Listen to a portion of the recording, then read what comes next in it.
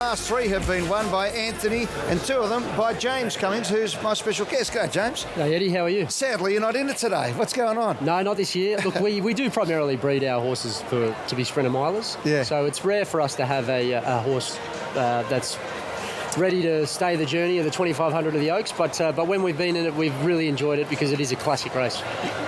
Looking after the Godolphin stable, a great honour and a lot of pressure that comes with it. What's it like being the Australian face of such a huge racing business? Well, it's amazing. Like, we've got a great team. We've got 3 stables around the country, and what I really enjoy is seeing the new horses come through every year with beautiful pedigrees.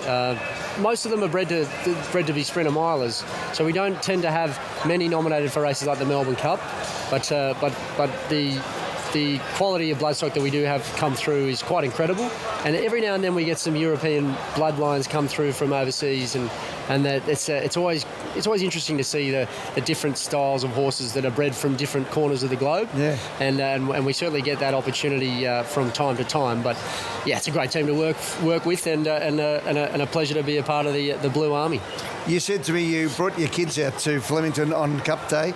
Monica, your wife, was here, and when you look at that, that is just an amazing. That's just for the Oaks. There's the Melbourne Cups, and your kids were looking at the Melbourne Cup and were fascinated by it. It's going to go to another generation by the looks of things. Yeah, look, it certainly has that aura about it. Yeah. The Melbourne Cup. The Melbourne Cup might not always be the highest rating race in Australian racing. Probably the Cox Plate, would rate higher, but it's a great race. It's a race that really captures the imagination of so many, and my 4 children were a great example of that. As they said to Monica, "Oh wow, look, Mum, there's Neil. There's Neil Wilson holding the Melbourne Cup. He's holding it aloft, and it's a race that is aspired to, and everybody dreams of winning it." So I can tell you that when Zardozi burst through the gap at the 400 metre mark and looked like a chance, it was a thrilling moment for our family and for our entire team, because a lot goes into a horse like her to get her there. I was going to ask you, Zardozi won the Oaks last year, came through on Saturday. You used the same sort of racing pattern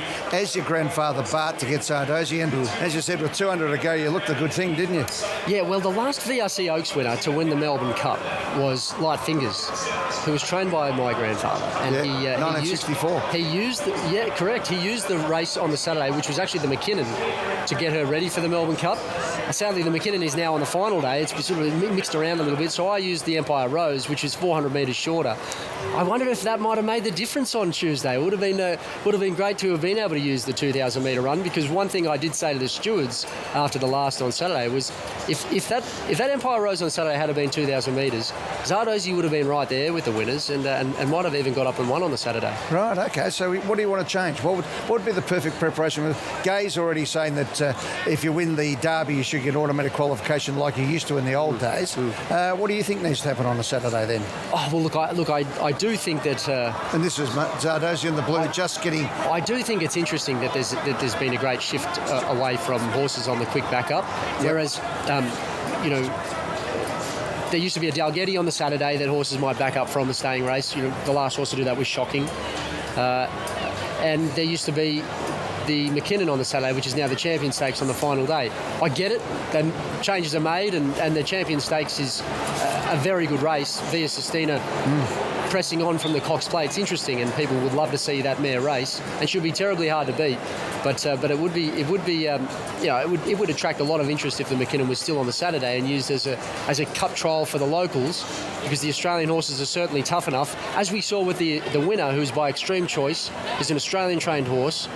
He had the extra run from the Caulfield Cup by running in the Bendigo Cup between the Caulfield Cup and the Melbourne Cup, and it certainly did him no harm to win on Tuesday. All right, let's just cast forward then to Saturday. You mentioned in Champion Stakes, Via Sistina, Duke de Sessa, the Caulfield Cup winner without a fight last year's Melbourne Cup winner, Docklands, a tissue comes in again. But let's go back to the Champions Mile, which you're in. So broadsiding after the Cox Plate, third in the Cox Plate. Mr. Brightside's there, Pride of Jenny with a new jockey on board, and Tina, another Will who won on Saturday, broadsiding. Fangirl, with Chris Waller will be up and going. Amelia's Jewel, My Oberon. They're the household names of racing, coming one race after the other, from the sprint to the mile to the Champion Stakes. Well, it is an amazing race. Look, you've got Australia's racehorse of the year last season, Pride of Jenny. Australia's champion 2-year-old, our horse Broadsiding. The champion of Lindsay Park is the silent assassin, Mr. Brightside, isn't he? Yeah. And well, could there have been a more impressive winner on Caulfield Guineas Day than Antino, who won the Toorak? Yeah. And that is just to mention the four of those, without mentioning Steffi Magnetica, who should have run top 2 in the Golden Eagle last weekend. So it is an amazing race, and if Broadsiding was able to win it as the only 3-year-old in the race, the young colt who's already proved himself to be the champion 2-year-old, wow, it would add an amazing edge to his already amazing reputation. So just take us through that for people who are just watching today.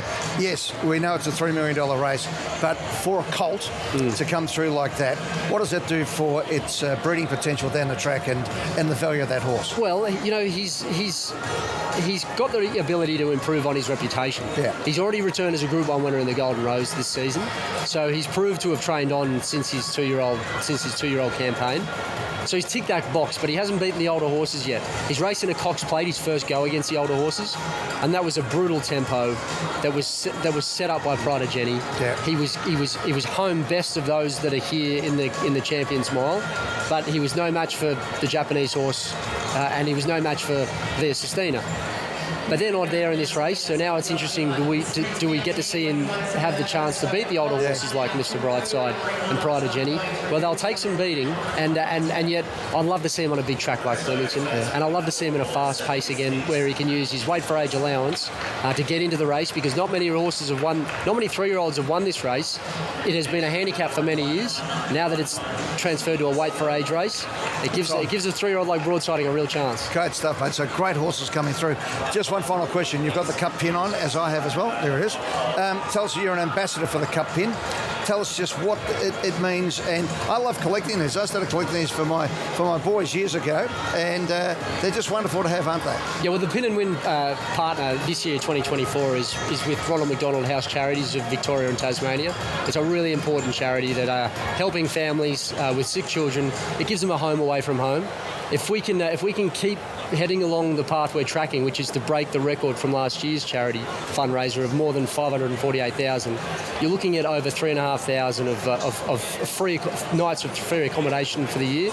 I mean, that's the sort of help that families like those really need, and you're looking at helping over 2,000 families. So it's a big deal, and we're tracking well. So we've got to keep raising some funds, keep buying those pins, either these Melbourne Cup pins or the horseshoe pin with the Diamantes.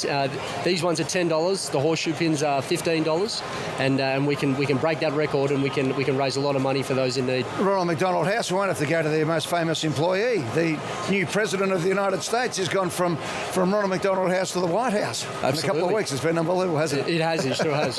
James, thanks for joining us, mate, as always. It's great to have you here, mate, and we'll catch up, and good luck on Saturday. I hope I'm interviewing you after the race. Thanks, Eddie. Always a pleasure. Good on you. James Cummings joining us. Let's go down to Clint Stanaway, who's in the middle of the action out in the...